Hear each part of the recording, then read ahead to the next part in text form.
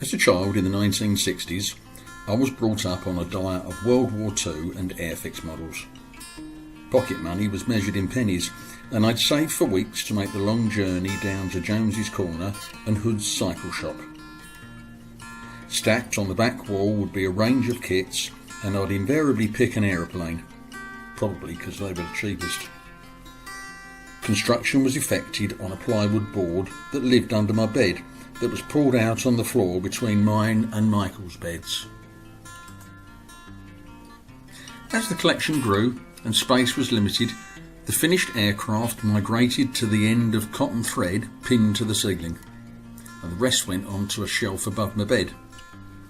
Here they stayed, gathering dust until my teens, and the prospect of girls entering the room encouraged me to consign them to a cardboard box in the loft. Not all of them made it to the box, and the galleons Victory, Royal Sovereign and HMS Prince were all eventually consigned to the dustbin. Whilst I was assembling plastic models in the bedroom in the late 1960s, Dad built me a collapsible 00 gauge railway layout that lived behind the settee in the lounge. This provided hours of fun, but was never very successful, as it would have to be packed away each evening, and the joints between the 6 sections that made up 2 parallel ovals were always fragile. Practicalities meant that this project soon also migrated to the loft, where I'd perch on the ceiling joists with a torch, trying to make it work. Whether Dad took this as a sign that we needed more space in the bungalow or not, conversion of the loft soon produced a hobby space for Michael with his ham radio gear, and for a new permanent rail layout for myself.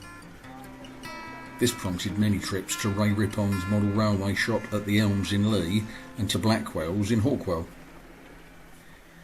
Given the frequency that we went to both these shops and the fact that Dad always had to drive, I'm sure that I wasn't the sole model railway enthusiast in the bungalow. In time, Dad spent much of his short retirement developing the layout as I'd left it, with his grandchildren being entertained upstairs on each visit.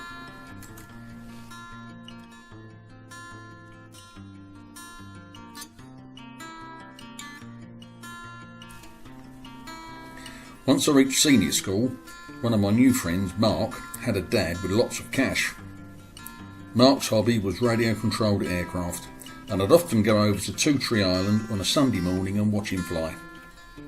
I didn't have the resources that Mark had, so I bought myself a Killcraft Hurricane control line model.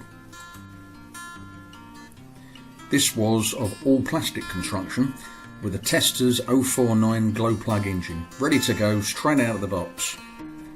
Unfortunately, I was nowhere near clever enough to fly it successfully, but Michael was able to fly it once or twice. This inability to grasp the concept stuck with me for many years, and it wasn't until the late 1990s that I had my one and only successful session with it.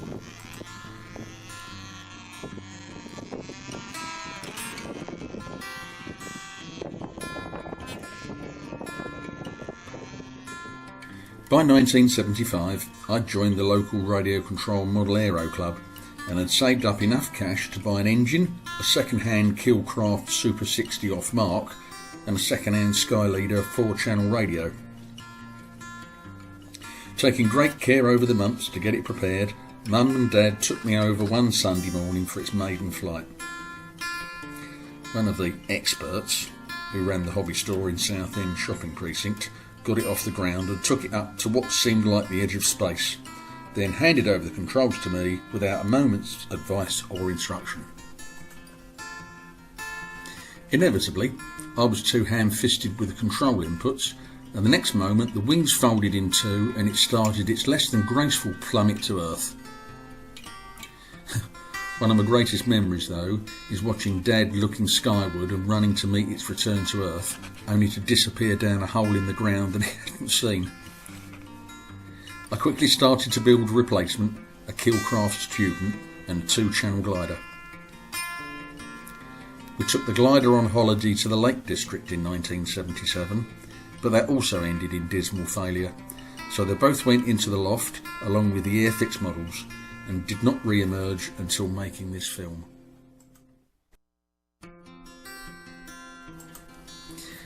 Starting my engineering apprenticeship in 1977 had given me an immediate boost to my disposable income. And after a trip with Dad to Beatty's in Romford, I came home with a Tamiya Cheetah radio-controlled car.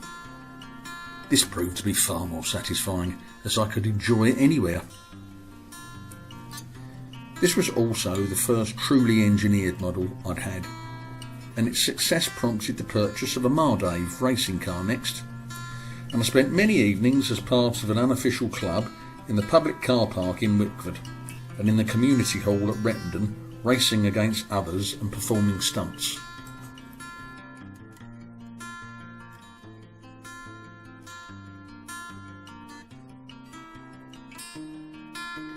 If there's one thing that both my brother and I have inherited from our dad, it's being resourceful. In around 1976, Dad came home one day with a post-war 5-inch Atlas 10F centre lathe. It was way past its prime, but it was still serviceable.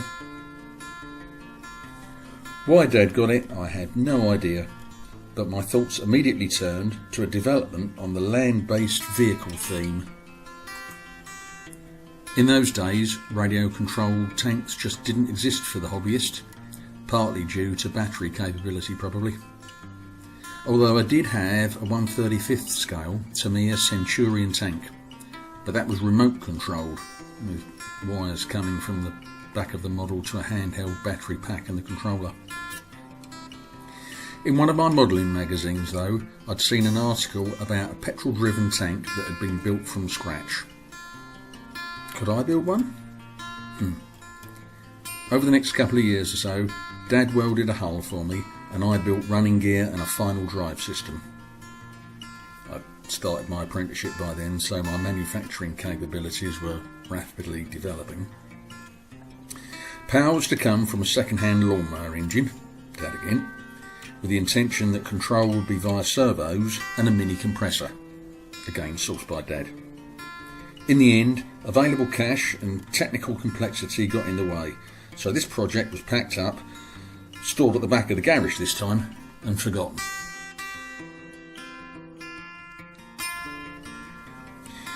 Whilst I'd been busy making bits for the tank in Dad's garage, he'd also got the machining bug and decided to buy himself a set of Stewart 8H castings for a model horizontal steam engine. I'm sure even he would never have described himself as a machinist, and so despite great effort, his little project also came to nothing. With my departure from the family home in 1984 and his passing in 1998, both the tank and the steam engine sat in his very damp garage for many years. Through the 80s, 90s and 2000s, any significant modelling largely gave way to full-size restorations of motorcycles. But in the early 1990s, whilst out for a ride one Sunday morning, I came across a novel concept sweeping the country. A car boot sale! Seeing an obvious bargain, I purchased a second-hand glow motor-powered 46-inch model boat hull, which did prove a bit of a challenge to get home on the back of the motorbike. Undeterred, this reignited my interest in modelling, and the boat soon had a new superstructure, new electric drive and associated hardware. And then I got fed up with it. Again, it sat in the loft until I filmed it here, and then I gave it to Dennis, a pensioner at my works that had always been into model boating and was looking for a new project. Being an experienced machinist by now, restoring motorcycles was fairly straightforward, and relocating and restoring Dad's lathe to my workshop in Grovewood Avenue and purchasing a small milling machine gave me adequate capability. It then occurred to me that it'd be nice if I finished what Dad had started in 1976. Rescuing the now very rusty castings from his garage, the Stewart horizontal engine was completed in 2005.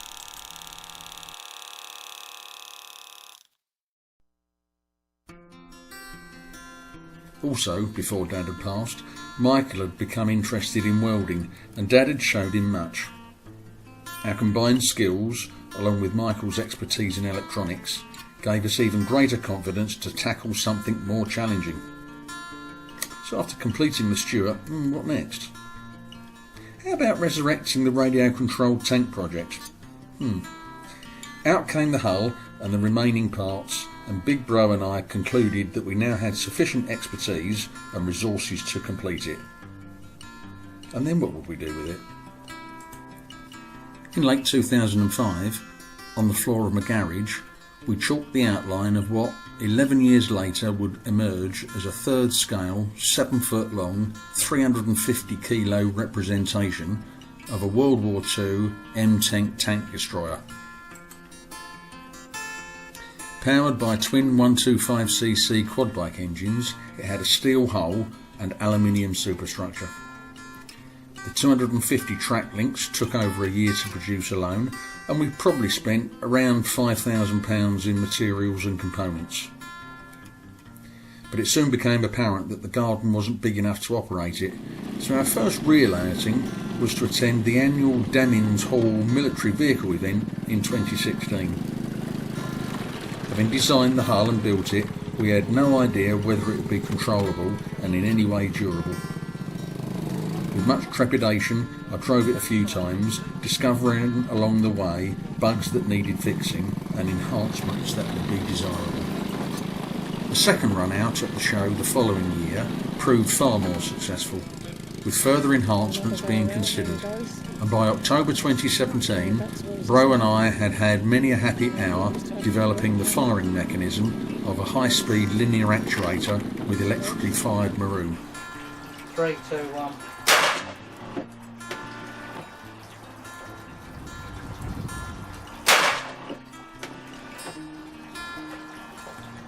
That is definitely louder.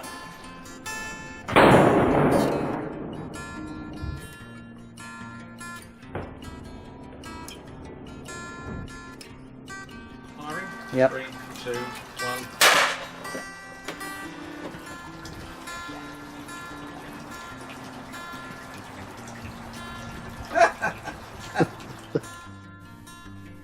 Displayed at the Tank Museum at Bovingdon with a for sale sign in October 2017, it sat in the shed at the bottom of the garden until June 2018, when the need to declutter became a priority in preparation for our relocation. And Michael and I submitted it to Druitt's auctioneers in Newbury for disposal in their transport sale of the 19th of September. So, how do you follow something that we built ourselves that was probably unique in the UK at that time? I'd also fallen into the radio-controlled boat and aeroplane trap of not being able to enjoy the fruits of my labours without having to take it somewhere big enough to run. It was just too big. Whilst browsing a magazine on holiday in France in 2015, I came across an advert for the Toylander range of ride-on toys for children. In the hope that grandchildren might be on the horizon and following the theme of the tank, I bought a set of plans for a World War II Jeep. Now these vehicles are designed for people with average DIY skills to manufacture from MDF timber board and then fitted with a rudimentary motor drive and a couple of car batteries on 4 trailer wheels. The principle was just what I was looking for, but the design and execution would never do. The tank had been built to last, and so would the Jeep. It had been more capable, faster, and more representative of the real thing. It had to be made largely out of metal. It also wasn't going to take 11 years to build. Manufacture commenced in November 2016 with the construction of a wooden mock-up of the body, to investigate necessary modifications to the chassis of our donor vehicle to accommodate the final bodywork. All credit here must go to the folks at Toylander, who provided the inspiration for the project in the first place, and the bonnet, steering wheel and tyres.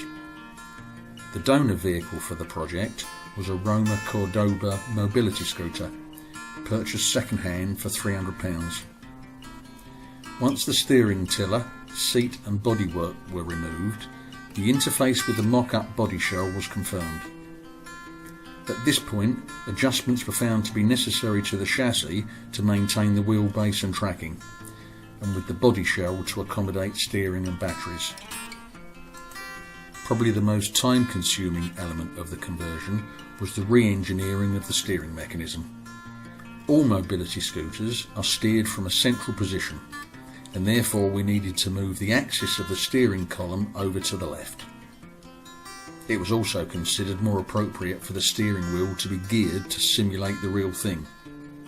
Therefore, a simple reduction gearing system using automotive cam belts and pulleys was developed. Once these fundamental concepts had been established, the wooden mock-up was progressively replaced with a welded steel skeleton of mostly 16 by 16 by 3mm steel angle.